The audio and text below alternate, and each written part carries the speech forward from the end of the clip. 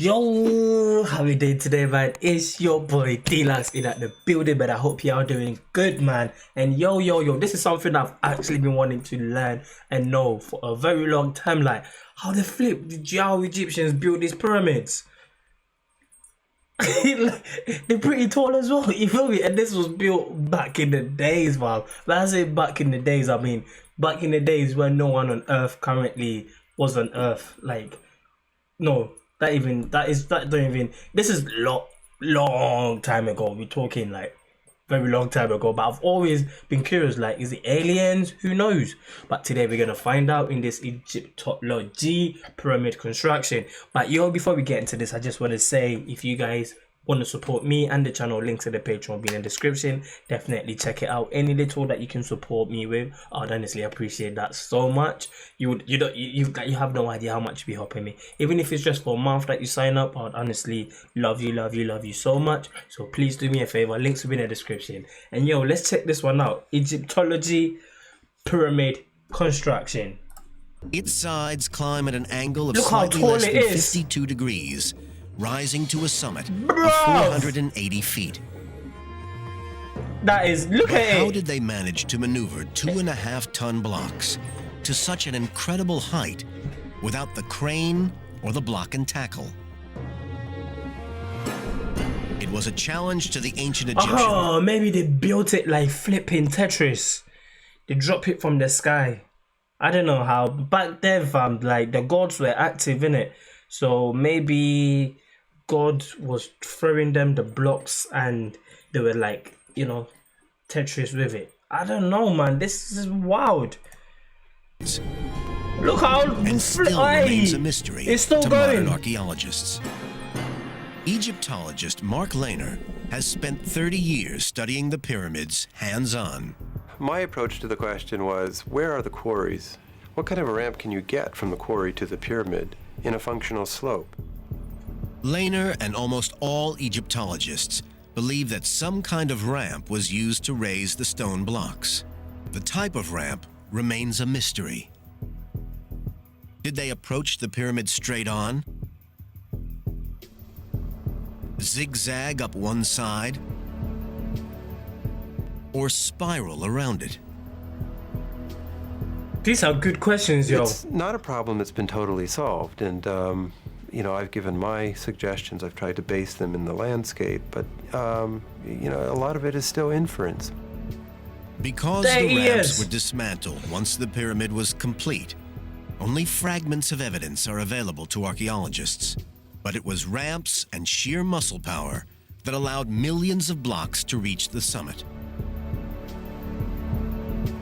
Once in position, the builders faced a new task. The blocks had to be fitted together.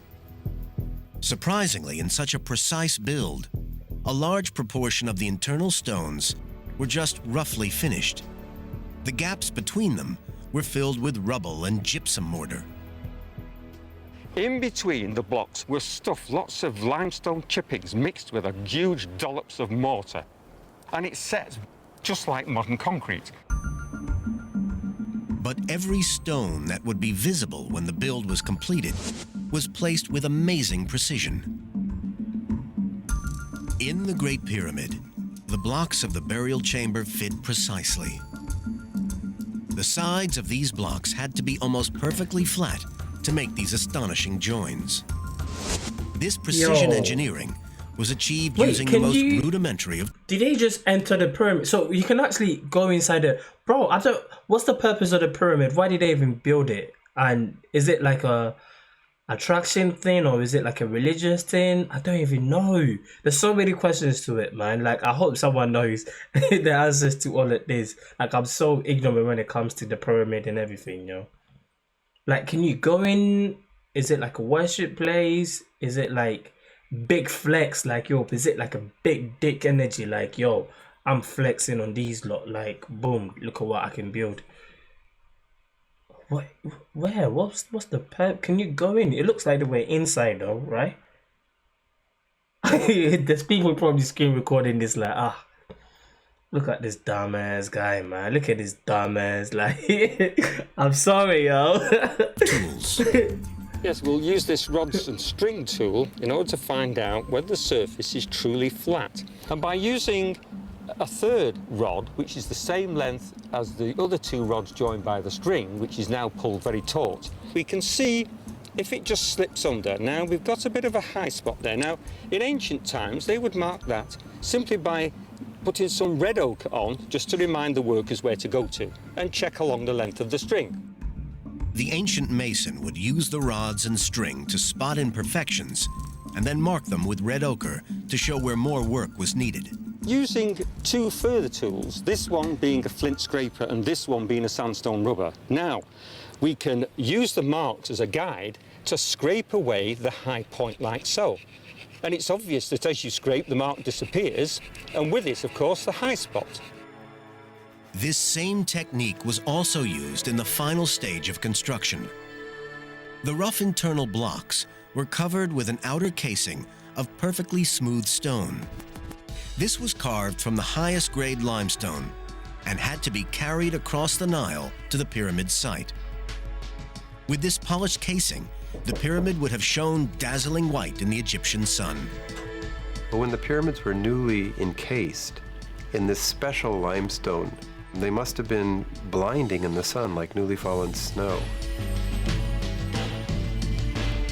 To achieve this, every casing stone was cut to sit perfectly with its neighbors. When complete, the Great Pyramid of Giza was covered with thousands of these facing stones. Sadly, they have long vanished, taken to build the mosques and castles of Cairo. But facing stones can still be seen on the cap of Khafre's pyramid. Even with all the Egyptian skills and tools, building the pyramids was still an incredibly hard task, requiring millions of man-hours to complete. Legend has long suggested that the pyramids were built by armies of slaves. The legends are wrong. Forensic archaeological discoveries are now putting a face on the people who really built the pyramids. Bro, I feel like this is one of them ones where, you know when they give you an essay and you just have to like just talk your way through it. You know when you do last minute research type of thing. I don't know how my man has spent 30 years and we still, I don't know. There's no one. I feel like he didn't answer my questions. He just gave me. Now he's made me more curious and he's like now giving me a lot more like educated questions I can ask. Like he's just giving me more questions rather than answers, because I don't think I got any answer from this, to be fair. Like I just got more questions. Like he still doesn't say how it was built. I don't know. There's not a lot of. It's just like it's a lot more like. I don't know. It's like when you do last minute research type of thing. I don't know, man. I'm getting like weird. If anyone knows a proper video that explains fully like the concept of it, what actually happened, because this video's got a lot of views. I thought it would, I mean, usually a lot of views doesn't mean it's a good thing, but I just thought it would give me a lot more solid answers, but it didn't really. I don't know, maybe I just didn't understand it or I'm just being dumb. But let me know what you think about this video, and if there's a proper video that you can direct me to that will show me, it help explain everything, I would appreciate that a lot. But yeah, man, that's gonna be it for this one, so I appreciate you guys for watching. Thanks a lot for stopping by. Hit the like if you enjoyed it, hit the dislike if you didn't. Let me know in the comment why, and don't forget links to the Patreon and the Discord will be in the description, and my Instagram as well at DLuxx. Alright, road to 100k. Don't forget to subscribe. I'll see you in the next one. Peace and love. Drip, splash.